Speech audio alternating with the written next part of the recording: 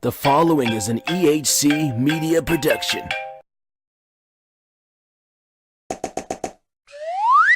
Hi everyone, EP7 here, and just want to let you know about my two YouTube channels that you might like. First, I have a WWE related channel. I play WWE games, I talk about WWE, the real product and all that sort of stuff. And the other channel, I just play a wider variety of games. The links are in the description of this video, so please head on over and check me out. Thanks very much.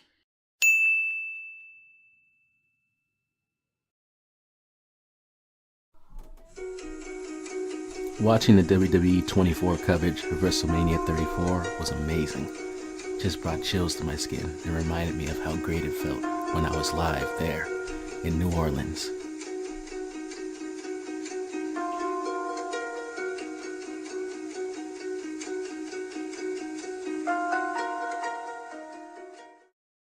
We gotta be doing something great. It's time. It's time. Who are you trying to kid? I do not give a damn. Because you're too scared to do the job your goddamn self. I need someone that's like, has that, some energy in them. You guys know nothing about me. I'm gonna take you out. Promo climax time. Promo climax. Promo climax. You're all on fucking notice. Either you rise or you fall. Rise or you fall. Either you rise or you fall.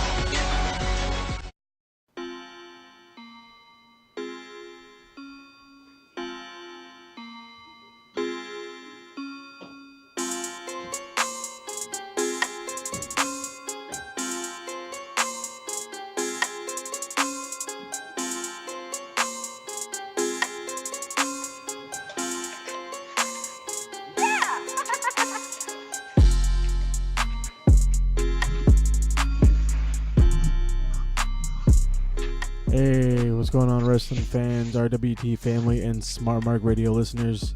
We're back with a new episode of The Gorilla Position. Of course, it is me and my main man with 20,000 names, the RWT Kingpin. Or maybe he's just Emir Blackbane Costello. What are we going by tonight, my man? I am going by the RWT Kingpin, Emir Blackbane Costello. Thank you, Moses Marquez, for that amazing introduction. I have to figure out what it is every different time where we record, because one day it's this and the next day it's that, and then we're just changing all over the place. Well, here's the thing. I'm having an identity crisis, but I'm getting through it, man, little by little, you know. An identity crisis. I love it. One could say I'm wrestling with my identity. There you go, wrestling with your identity. You're going after your own gimmick. It's hilarious. So we have a lot to talk about today. Just a lot of crazy stuff that's gone on. I talked to Paul, I want to say 2 days ago, AEW Fallout. Where do they go from here? A little bit of what their roster looks like now. A little bit of what the Madison Square Garden card. I do have some AEW news. We're going to save that for later. That's not as important. Unfortunately, I got to start out with the passing of former WWF World Champion Paul Morales. Not Paul Morales. Jesus Christ. Jiminy Christmas. This is what happens when I'm talking about the guy the whole time. Pedro Morales. See, they got to be related. It's the Morales part that got me. Pedro Morales, he actually sold out Madison Square Garden 21 times. See, I never understand that. By the way, rest in peace, Pedro Morales. From the clips that I've seen, he was a tremendous talent. With that being said, I never understand who gets the credit for selling out a place, because was it just that you were in the main event, so the assumption is that people were there just to see you, or do they ask everybody on their way out the door? Because I've gone to a lot of live events, and let me tell you something. I've been to a shit ton of pay-per-views. Brock Lesnar and Roman Reigns were the main event of most of those. Not one person would claim that Brock Lesnar and Roman Reigns sold out anything. Everybody that was there was not there to see those guys. So how did they figure out that it was Pedro Morales? Well, he was the main event. He was the world champion. He was the reason you came to the show. Well, him and guys like Bruno Sammartino. That's my guess. Is he just that was of course a Dave Meltzer quote. I guess he had the highest sellout percentage of any major star in the history of the arena, except for superstar Billy Graham. So the thinking is, if those same shows took place and Pedro Morales was not on the card, perhaps the arena wouldn't have sold out. Perhaps indeed. I mean, I don't know from back then. I know that he was popular. I don't know how popular, but I mean, if you're coming from a different part of the world to work in the quote-unquote New York territory that was the WWF, you had to be some sort of a big star. So, anyways, we're gonna go ahead. We're gonna get away from the sad news. We're gonna get to some interesting news. The talks of the Jay White being the next Kenny Omega has actually somewhat come to fruition, as just I want to say last night or early yesterday morning, Jay White defeated Hiroshi Tanahashi, the ace of New Japan, to become the new IWGP Heavyweight Champion, and he looks to be headlining the Madison Square Garden show. I want to say that's in about 3 months or so, right after New Japan Cup. And speaking of the New Japan Cup, the winner of that cup faces Jay White at Madison Square Garden. How do you feel about Jay White becoming the new quote-unquote ace of New Japan, or, if you will, the new Kenny? First off, we're not going to act like Jay White gets to be the ace, and we're not going to act like Jay White could even carry Kenny Omega's jockstrap. I'm not going to hate on Jay White. I will say my first New Japan show I went to, his match was like the second match on the card, and I was incredibly bored. I was like, oh my God, this guy sucks.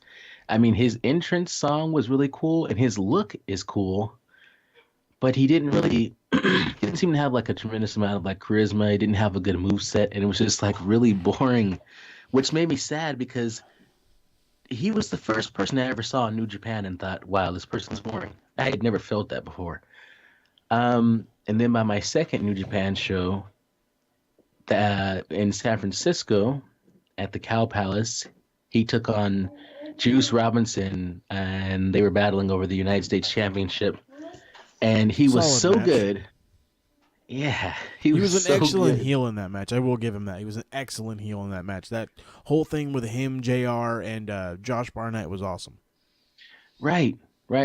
So that was the part where I was like, oh, okay, this guy got me booing him. He got me to react, and he got the whole place wanted to tear him apart because he was messing with good old JR and just doing a lot of underhanded stuff. So, and I said this in the RWT group, I think the only reason why Switchblade has a championship right now is because New Japan is trying to kind of make their mark here in the United States. And I just am of the belief that they can't do that with a Japanese champion. Nor do they need a Japanese champion, even though the company is called New Japan, because the Japanese fans have already bought in. But fans in America, if you don't have somebody that looks like them who can cut a promo in their language, you're not going to reach them. Yeah. Now, I'm not saying that's the case for everybody. There's the hardcore fan. But New Japan are trying to reach the same types of fans that WWE are, which is the casual fans, because the hardcore fans only account for so many, right? So they have to have a white guy as their as champion. terrible as it sounds, you're not wrong. Right. It's just and this isn't like being racist, okay? First of all, you can't tell by my voice, I guarantee it, but I am a black guy. Okay. This is not, these aren't racist remarks. This is a business model. I don't believe that New Japan could have a Japanese champion and then somehow make a big splash in the US. And I know that they couldn't. Kenny Omega was doing that for them, knocking down doors. They were selling out arenas. In his absence, they have to. I mean, look at the Young Bucks. A lot of people. I believe that the reason why people started watching New Japan, like in the United States, the reason why it caught so much fire in the past couple of years, has everything to do with the Young Bucks, Kenny Omega, Cody Rhodes, Finn Balor, AJ Styles, the Bullet Club, the white faces, not necessarily the Japanese faces. Though, if you start watching because of the white faces, and you see how amazing the Japanese talent is too, then at that point it's all amazing. But the original reason why you started watching, I don't know that there's a lot of people who don't speak Spanish that are like tuning into AAA every week. You're not However, wrong. yeah, but if you heard today, oh, Triple H just signed to AAA, all of a sudden a shit ton of people who didn't speak Spanish would tune in. Mm-hmm. So Absolutely just correct. right. So again, if anybody hears this and goes, "Oh, this guy's racist," you're not understanding how business works. Now, Switchblade. I I am not entirely sold on him, especially being in this position. What a heavy load to carry. Essentially, all the best players have left the team, and now, and in addition to that, thanks to good old President Trump, a lot of Japanese wrestlers couldn't even get visas to come into this country and wrestle at a time where like this was meant to like really get their name out there in America. So you don't have the Kenny Omegas, the Cody Rhodes, the Young Bucks, and a lot of the Bullet Club members. You can't even bring your Japanese wrestlers over. So like Switchblade, there could be no heavier burden in wrestling than the one that's on his shoulders right now.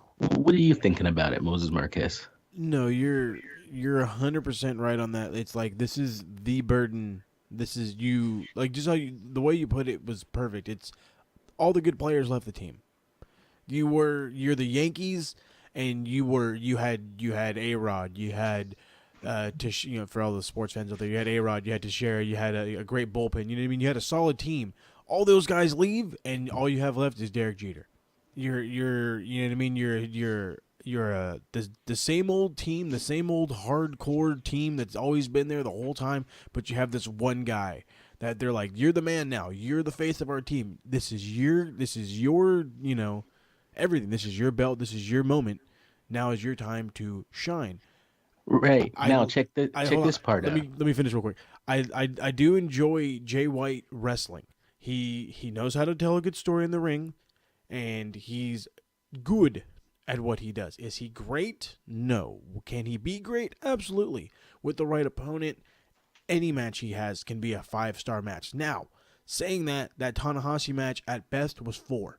I love the way he was attacking the knee of Tanahashi. I loved how he was a methodical heel. He fits perfectly in that role. But to be this quote-unquote replacement for Kenny Omega is baffling. It's mind-boggling to think that you could even attempt to replace him with anybody that isn't Daniel Bryan, AJ Styles. They have to be like a gigantic name to come in and say, this is our new guy, and then maybe somebody's on par with Kenny. This is a complete step backwards. But he is the white meat baby face for, puns all around. Yeah. So yeah, he's going to be the guy that brings more attention from the American side. But at the same time, I think all those diehard fans that have been hanging around wouldn't hate you if Madison Square Garden was, like Ibushi versus Okada. I know I wouldn't hate it. Right. And then, so to go back a little bit to your reference of the Yankees. So occasionally, these American sports teams will hold their events overseas, and like there's some NFL games that get played in England and stuff like that because they're trying to draw some international attention. So again, all the good Yankees leave the team, A-Rod and everybody that's recognizable. And then imagine after all the good Yankees leave the team, they have some, some up and coming guy on the team that nobody really knows, and they go, "Listen, kid, Uh-oh. I'm out." And Rod was going to be there, and Jeter was going to be there. Now they're not, but we still have to play that game in Ireland, and we're going to have to hope that people come out on the strength of you're going to be there, but nobody really knows you, but that you're what we have. You're not what we wanted to do, but you're what we have to do because you're all we have left. That's right. And we're that's how you willing to put describe the Shea. faith into you and roll with it. And that's exactly what's going on. It's like, hey, dude, you're not our first choice, but you're our choice now. And, you know, we're backing you. If you're WWE, for a second there, you were mad panicky about WrestleMania. Oh, yeah. Now, you can't exactly breathe a sigh of relief because AEW exists, but the part where you at least are not too worried about the New Japan Ring of Honor Supercard because everything that would have made that card super no longer exists there. Yeah, So- Ring of Honor is I don't know how to put it. They're not depleted, but a lot of their stars just aren't established in Ring of Honor. Like they're really trying to get over the whole Lifeblood faction, mainly a bunch of guys from New Japan, and you know with time they'll get over. Their biggest star right now is they're trying to make it a Jeff Cobb and Bandito. Like Jay Lethal is their world champion, and right now I love Jay Lethal. This is one of the most boring title reigns he's ever had. Ever. Well, Jay Lethal is old money. That's why That's true. why it's boring because Jay Lethal, here's the problem with him. He was hot. I mean, he's had his hot time, but it was, you know, a year or two ago. Jay Lethal was the hot, he was the big up and, you know, he was the thing at the time.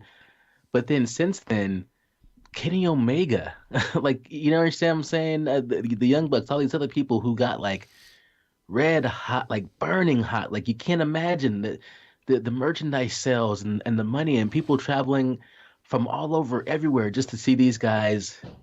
And now all of a sudden you look at a guy like Jay Lethal, and it's not that he's not as good as he used to be, it's just that we've been seeing people that are way better, so now all of a sudden his standard's not cutting it, you know. I don't know, what do you do when you're Ring of Honor and you're New Japan? That's such a tremendous amount of talent to lose in all one fell swoop, and it must have screwed everything up, you know. Well, I'm sure it screwed everything up because not only when Kenny left, you had the Bucks leave, you had pretty much the entire Bullet Club, Hangman Page, you know, he's out of there, Cody's out of there. Then you know there's talks of the Guerrillas of Destiny possibly on their way out. There's talks of you know, it looked like Juice Robinson was on his way out until he re-signed. The only thing they can do now is rebuild. You know, they're trying to bring in guys like a Jeff Cobb. They're trying to bring in more guys. I'm sure Bandito's going to get a shot there. He'll probably get a shot at the Best of the Super Juniors, put on a hell of a show there.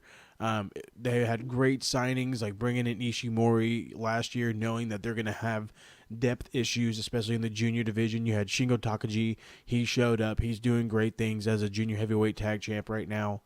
It's just all about rebuilding.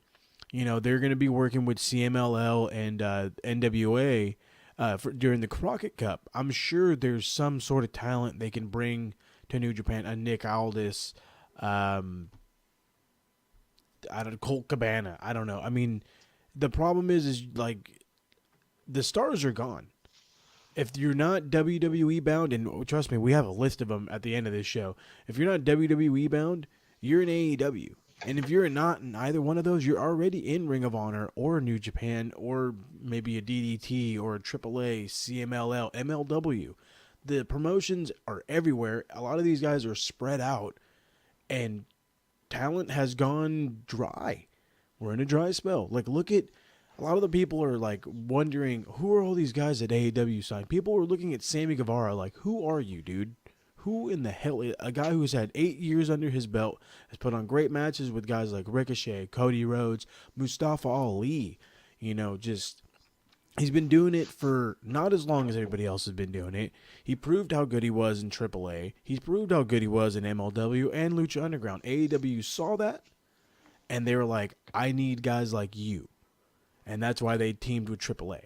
Well, see, So, like, I'm only just getting exposed to, like, again, a guy like me. It just Wrestle Kingdom 11 was the first time I ventured outside of WWE. So a guy like Sammy Guevara, he's not been in WWE. I've never seen him on any of the New Japan shows that I've been to or watched. Therefore, I haven't been exposed to him except for I hear you talk about him because that's your guy. But beyond that, if you would have never mentioned that name to me, then the first time I would have ever heard his name was during that rally for AEW. mm-hmm. I see what your point is, but I mean, I'm sure AEW is going to build stars, but Ring of Honor. Oh yeah, I agree. Ring of Honor has television, and they're having a problem building stars. They had to go out and spend big money on a guy named Bandito that half of their fans have no idea who the hell he is. Yeah. You know what I mean? So, like, considering, like, we're talking about all this money that got spent, New Japan spent a bunch of money keeping Kota Ibushi or allowing Kota Ibushi to sign. It has been years since he's signed an exclusive contract with anybody. He has signed a multi-year, and I'm not confirmed how many years, but according to translation, it's 3 years, 3 to 5. So Kota Ibushi is there to stay in New Japan. I'm sure he has deals worked out where he can appear here and appear there, but for the most part, he is exclusive to New Japan. He will be entering the New Japan Cup, and he feels he could win it. Now, I bring up the New Japan Cup because we're talking Jay White this, Jay White that. Nobody knows about Jay White. These Japanese stars are more over than Jay White. So there are at least 3 guys that I see winning New Japan Cup and going on to headline Madison Square Garden alongside Jay White. 1 is Tetsuya Naito. 2 is Kazuchika Okada. And 3 is actually Kota Ibushi. This is the first time he's really been signed with this company. They've given him belts before. They've given him good runs in the tournament. This could be the year he actually wins the G1. He actually wins the New Japan Cup. He gets a headline spot. Maybe he wins the belt. Maybe he doesn't win the belt. If Kota wins, I don't see how it's bad if you let Jay drop it right to him right then and there. You have the hottest guy in Japan that wasn't Kenny Omega, and you finally signed him. Women cried when he appeared at New Beginning in Osaka and stated he was going to be there for a long time. There was women crying. Like, he is a big deal. Yeah, man. I was going to say about that Ibushi signing. I have been hearing, and maybe it was from you, I don't know who it was from, probably you, but I have been hearing that Kota Ibushi is a guy who is set for life when it comes to money, and he wrestles for the love of wrestling. And so when I heard that he signed his multi-year deal with New Japan, I thought to myself, this was about Japan. This was about sticking by your countrymen, and this is about him believing in the Japanese people and not wanting to do what he's watched Nakamura do and Kushida. Yep. And some of these other guys who are venturing out. I mean, even during the Cruiserweight Classic, he told WWE that he would never sign there. I have a sneaking suspicion this was never about the money. This is about him, like, his loyalty to his country. Yeah. And you know what? I don't fault the guy for that at all. I'm not mad at him. Not at all. Yeah, I think just the same way I'm not mad at Cody and those guys for leaving and doing their own thing.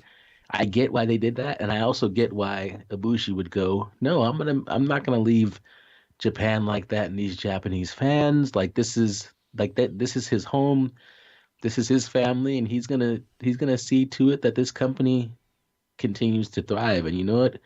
Good for him. And I'm not gonna stop watching New Japan in the absence of. I mean, as a wrestling fan, you've heard it a million times. I'll say it again. No better time than now to be a wrestling fan. You're not wrong. I mean, with the way WWE's developmental system has constantly improved and improved and improved, gaining new talent, gaining better talent, gaining just I don't know, everything. Like there's you it NXT is a great show every week because it follows a very simple format.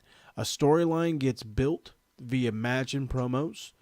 You have a very good match for either a reason or no reason, but you always get a really good match. And then you get a match that shows that this is developmental.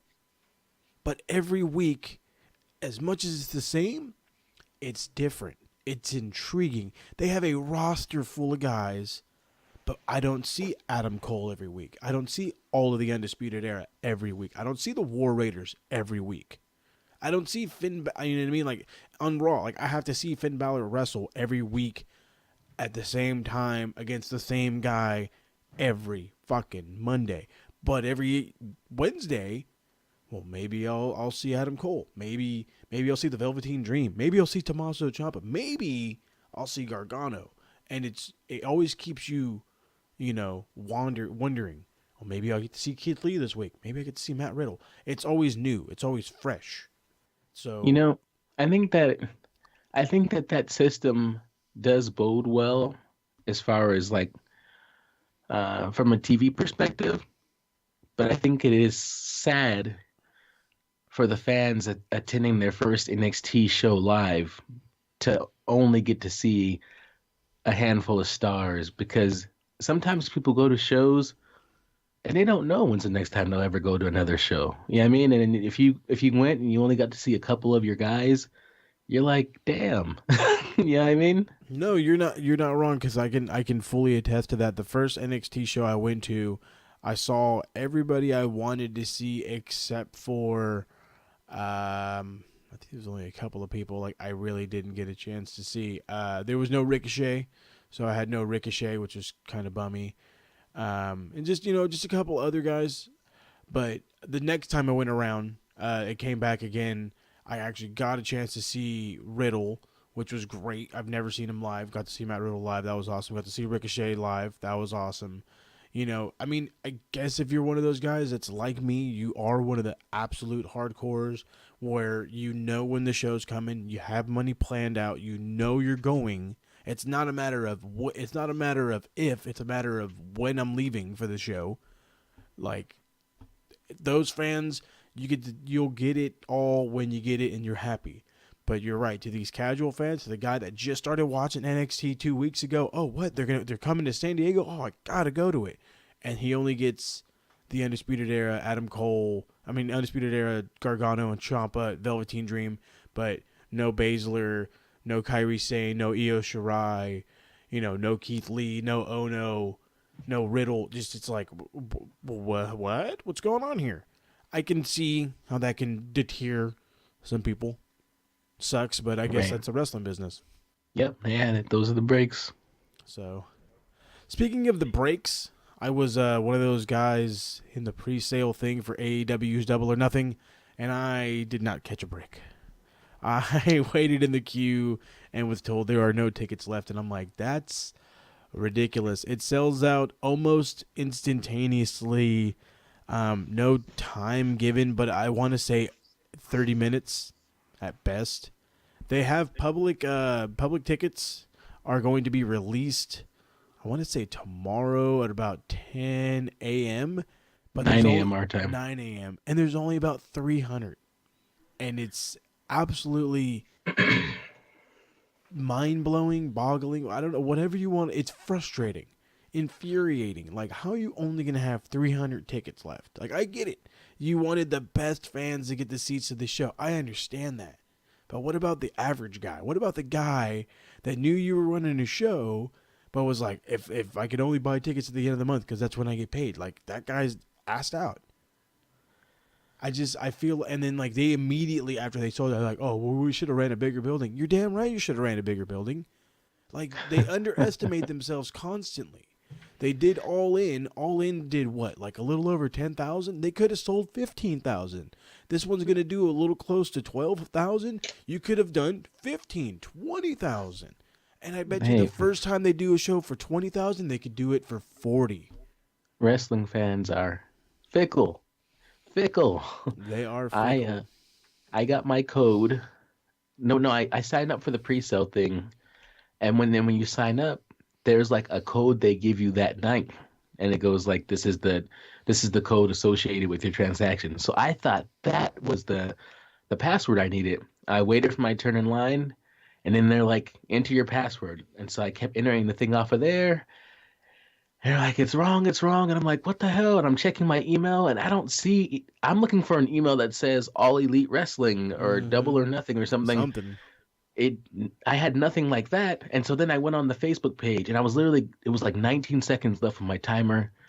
And somebody went, oh, I have an extra code. Feel free to use it. And I punched it in literally with like 2 seconds to spare and I got in. But then, wait. So then I was like, maybe it's because I'm using somebody's code, not mine, and it's already been used. So I checked my email again, and I found out that it was sent under the name that was the. Oh, Can you hear me? you're kind of breaking up a little bit. Sorry about that. It's all good. It's this internet My these microphone's- days. So what was the name Yeah. it so happened to be under? It was under the name Light. That was the name of the company that sponsored this whole ticket fiasco. Well, yeah, that's not good. Nobody's gonna know that. Right, so I wasn't looking for an email that said Light. I was looking for something that said AEW, hello, or Being the Elite, or something that made sense to like them. So Wrestling, I found just my the word code. wrestling even. Yeah, anything that's like, hey, this is Light. Nobody was looking for that. No. And I just kept going on and on. I was trying from my cell phone, from my computer. Nothing was happening. Nothing. And then they made the announcement like, don't keep trying. The 13th there'll be some more tickets released. I didn't know it was only going to be 300. I was bummed out. Anyways, my brother mentioned to me that he was going to Las Vegas this weekend, and I said, "Oh, man, I get tickets to this." Cutting out all over again. Can you hear me? Yeah, we're getting choppy again. Sorry. No. Don't apologize. Again, this is what live radio is all about right here. Yeah, I said, gonna be trying to go to this wrestling show, blah blah blah. Hopefully I can get some tickets tomorrow because the pre-sale went crazy and there was just no opportunity. And he went like, "Oh, that's cool, man. Well, I hope it works out for you." I'm like, "Yeah, man, thanks." And then I got off the phone with him. And then this guy calls me back, I don't know, maybe 10 minutes later. And he says, "I just sent you an email." And I look at my email and I have a ticket for Double or Nothing sitting in my email. Nice. And I'm like, bro. Like, you don't even know, bro. I'm like, if you could see my face right now. He's like, "Hey, man, you've been working hard. You deserve it. I feel like you should be able to do whatever you want to do. And if I can do anything to help that, then so be it." And I was like, what? This is insane. So I would like to officially announce I will be at Double or Nothing. Lucky in Las Vegas. Bastard. I'm still working on my ticket. I'm hoping and praying some scalpers got a hold of them and they're not going to be too outrageous. And if I have to pay a little more than I should, so be it. I missed All In mainly because it was in Chicago, but This is Vegas. It's not too far out. It's maybe a 5.5 hour drive. I'll make that happen. So my announcement is not yet, but if it happens, great. You'll see all about it, and God only knows the craziness that'll go on. But I want to keep this pushing here. It's getting a little late. We were talking about craziness, so why not bring up the crazy man that once quit while being all beat up in a wheelchair, Dave Bautista. He is supposedly on about a 50-50 playing field, if you will, about making a comeback, but he is in talks with AEW and WWE. Now, some people are thinking this is just his way of pulling a Brock Lesnar and give him more money, but this is Dave Bautista we're talking about here. This is Mr. 3 or 4 different Marvel movies that have paid out the ass. And as far as I know, I want to say he's also worked on like a Blade Runner movie, and I know he worked on a James Bond movie, so he's pretty well with the money. I think he just has that itch to get back in the ring. So, with that being said, do you see him going to AEW? Do you see him fitting in AEW? When I think about, here's the thing about AEW. I think they made it abundantly clear that they don't really have an interest in signing WWE guys.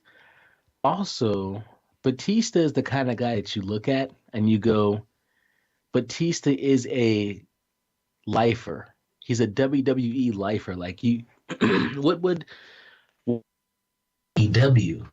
What I don't know why he would want to sign there, and I don't know why AEW would be interested in somebody like Batista because all he knows is WWE, and I wasn't under the impression that like Batista had a great time jobbing to the Shield, or jobbing to Daniel Bryan in his last run. And no offense to you, big guy, but Vince McMahon likes the tall, gigantic muscle guys.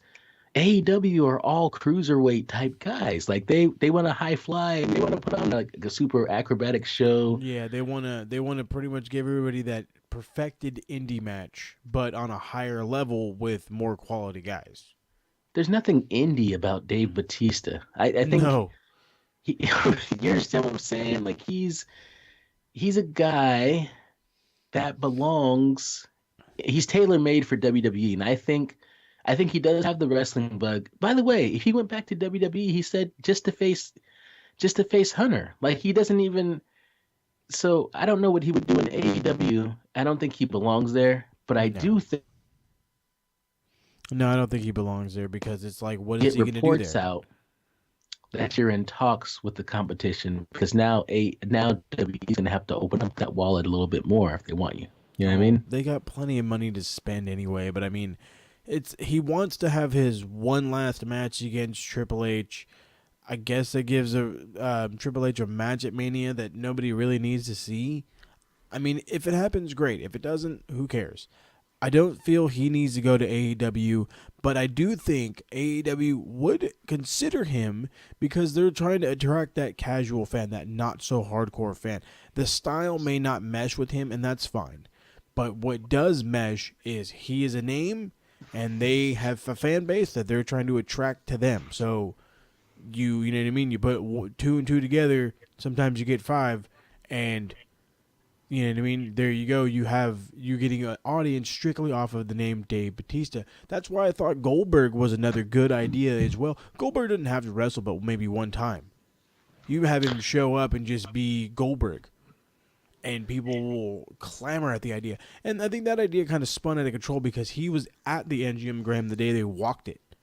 So, I mean, if he randomly shows up at Double or Nothing, hey, I'll pop. Yeah, I will too, but also, to my original point, Goldberg is not a WWE guy. No. Goldberg is a WCW guy who had a match or two in WWE. Nobody looks at Goldberg and goes, oh, yeah, WWE. At all. When you look at Goldberg, you immediately go WCW. So I could see how he would fit in there. And I don't know what they would do with him. It's kind of like AEW is so opposite of WWE. Like WWE wants these larger than life characters with the giant muscles and the 6'8" and blah blah blah. AEW to me, like if you just had like a pack of ricochets, that's perfect. You know what I mean? That's if I was AEW and I had to choose between like Bobby Lashley or Finn Balor, I'd go Finn Balor, hands down. AEW. Yeah. You kind of cut out of that last part, but I mean, I feel most of us knew what you were driving at. Nobody's looking for a Bobby Lashley. We're hoping for a Finn Balor. I'm here. Like I said, you're cutting in and out on me, but Finn is he attracts fans because of his awesome style. He attracts fans because of his great promos. He attracts fans because he has an aura about him, and it's Moses not just Marquez. a club. I'm here. Okay, so connection issues aside, we're going to try to wrap this one up here. We do have a couple more things to get into. So I do apologize about all the rigmarole. Chris Jericho is going to be doing the Jericho Cruise again, and shock, he is going to be partnering with AEW. Do you think this is their way of trying to get a hold of Impact and Ring of Honor again and have all three of them in one place? No, I don't. I think there's been a line drawn in the sand, and I think at this point everybody's made it clear if they will or won't work with AEW. I think Impact is willing to do so, and we already know they have a relationship with AAA. So I don't think Ring of Honor will necessarily be on board. No pun intended. But I do think that it'll be a chance for them to showcase some of that AAA talent. So who cares? That's true. I think the AAA talent would do excellent. There's a handful of guys that were over there that could do great things. Speaking of guys that do great things, no longer part of the elite, but he is kicking ass all over Ring of Honor and hopefully the NWA soon, because Marty Scurll has actually challenged the NWA World's Heavyweight Champion Nick Aldis, and this is going to take place at the Crockett Cup on April 27th. Now, again, the Crockett Cup is going to be partnering with Ring of Honor, New Japan, and CMLL to send teams to take part in said Crockett Cup. So, for those of you who are aware of the Crockett Cup, it's a tag team tournament that started back in the 80s, and they're bringing it back mainly because NWA is catching some uphill wind. You know what I mean? They're catching some definite momentum, and I think Marty Scurll is going to bring more attention, and then definitely the partnership with CMLL and New Japan are going to do the same. Do you feel like Marty has a shot at this title? No.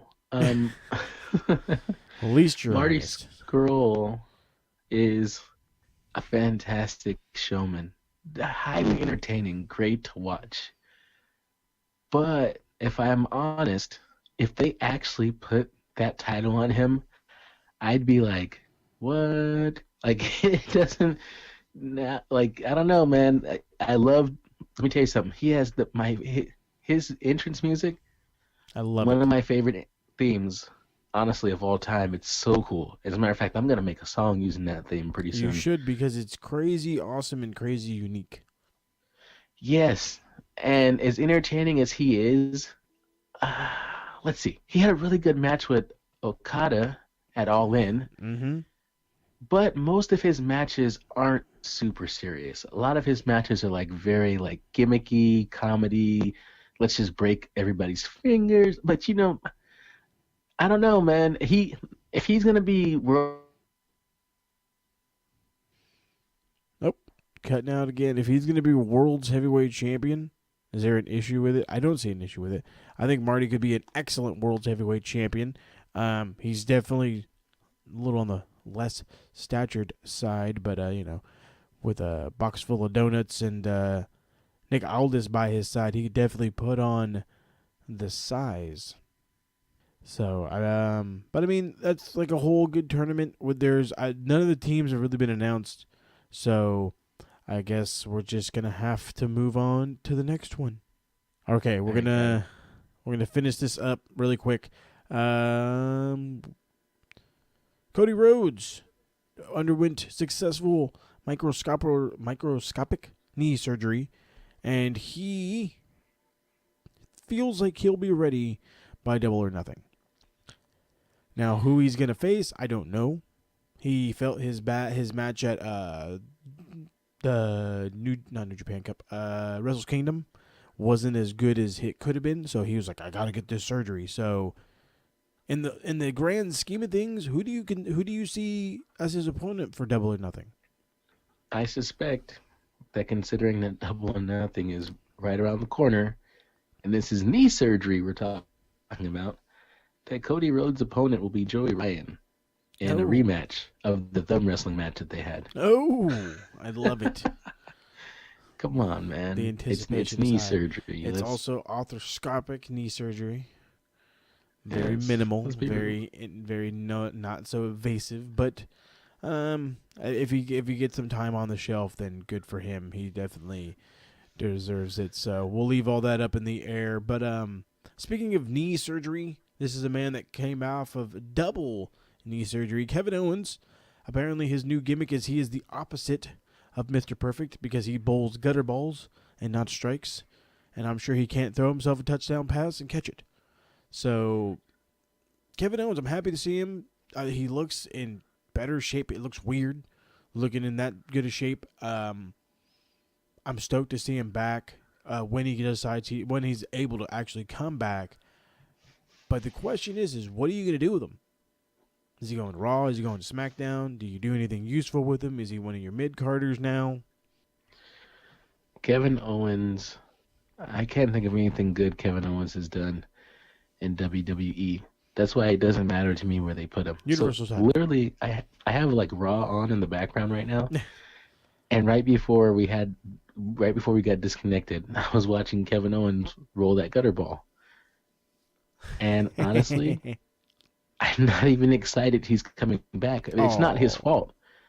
It's not his fault I'm not excited. It's the part where WWE won't let him be Kevin Steen and do what Kevin Steen does.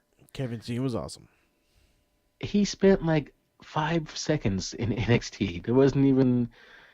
And then he was immediately on the main roster, and then he had to be a main roster guy. So it's kind of like, if it was Kevin Owens just got signed to AEW, I'd be like, holy shit. But Kevin Owens coming back to WWE, it's like, okay. I guess. I mean, it is what it is. I mean, I feel what you mean. Kevin Owens has kind of just been like thrown by the wayside. He's not exactly the cream of the crop as he once was, which kind of sucks because, like I said, he's a guy that is deserving. He is a former Universal Champion, which he got off of a very weird way, but that's a different thing for a different time. Hoping he comes back before Sammy. Sammy comes back after him, and they don't immediately go into a fucking feud with each other. Please, if you don't do that, then you did a good job with both of their returns. But I want to finish this up because it's getting late. The new crop of the NXT Performance Center class is in, and it's a big list. The list goes as follows. You have Trevor Lee, ACH, Rachel Ellering, Karen Q, Samuel Shaw, Jonah Rock, Elliot Sexton, and then Team 3.0, and Nick Comrado. I think Nick Comrado was a... what is the big school? The Monster Factory. Monster Factory graduate. I've heard nothing of him other than that. Team 3.0, I want to say is a Canadian team. Jonah Rock and Elliot Saxton are guys that are coming from, or Sexton, guys that are coming from Australia. Jonah Rock was a constant at PWG. He's excellent. And for those of you who watch PWG, you know about Jonah Rock. You know he's a big guy that can move. Rachel Ellering, a lot of us know her. She competed in the last two Mae Young the Mae Young Classics, did well. She is the daughter of former manager of AOP and the Legion of Doom, Paul Ellering. You have ACH, who claims to be a Super Saiyan. I love ACH. I just feel like he's a little old. And then Trevor Lee. Trevor Lee's awesome, but he just looks weird. He has very messed up hair and a gigantic beard, and he's pale as shit, and he does awesome moves. But Trevor Lee is cool. This is an interesting class. How many of them are going to be held back until... held back for like 6 months? That's my question. Because there's no way you're going to bring in like a Trevor Lee, an ACH, and a Jonah Rock in the next 3 weeks on NXT tapings. These guys are going to have to sit back for 3-4 months, learn the new style, and then maybe they'll be debuted. But look how long it took Donovan Dijak to be debuted. It took months, and then they ended up debuting him against in a pretty good match against Ricochet, and then they changed his name. Donovan Dijakovic. What the... But they would get rid of Otis Dozovich. But I have to know what I can't even say it the second time. Dijakovic, there you go, Dijakovic. How hard? That's such a pain. Such a pain. I jack a bitch too if she talked that shit. So how do you feel about all these new recruits? Long story short, There we go. I'm going to spend the next few weeks watching all of their indie stuff so I can familiarize myself with them, and then hope against hope that WWE lets them be some version of who they were when they were on the indie scene. Yeah, hope is the big question. I can see them, I guess, giving leeway to like Rachel Ellerings and maybe like a Trevor Lee, but I think ACH is going to need to tone it down a little bit. And then the rest of the guys are definitely going to need to learn that new style. Are you excited to see any of them? Do any of them ring a bell to you? No, I mean Rachel Ellering, I know, and you mentioned like Trevor Lee, right? Yeah, Trevor Lee, former Impact X Division champion. I've heard the name. Everybody else, I've never heard of him. Honestly, the person I'm most interested in that you didn't name because maybe he's not a part of this class necessarily is Shane Strickland. Shane Strickland is a guy who they have constantly been saying is on his way to WWE, is on his way to NXT. There's been no guarantee yet. I haven't heard anything about him. I'm sure AEW is ringing his phone off the hook, but he seems like the WWE fit kind of guy. He's getting ready to wrestle Adam Cole at the next Evolve event, so... Oh, there you go. That's definitely a good sign in the right direction. I've seen a match with him and Rich Swann, and I was like, whoa, bro. He's really good. No, I enjoy Shane Strickland. I know him more as Killshot from Lucha Underground, as I'm sure a lot of people do. He's put on really good matches against guys like Low Key, Matt Riddle, and a few others at MLW, so you can always check those out on YouTube. But I mean, he's got a match with Ricochet too, right? Yes, he has a match with Ricochet as well. That one was really good. I enjoyed the one he had with Matt Riddle though the most. I don't know, something about Matt Riddle in the Indies was like a hot ticket. I saw just about every Matt Riddle match. I could see some of the no rope matches he had with like Minoru Suzuki, and you know, I think he was gonna have a match with Josh Barnett, and it just never happened. But yeah, he's a different breed of guy when he was on the indie scene.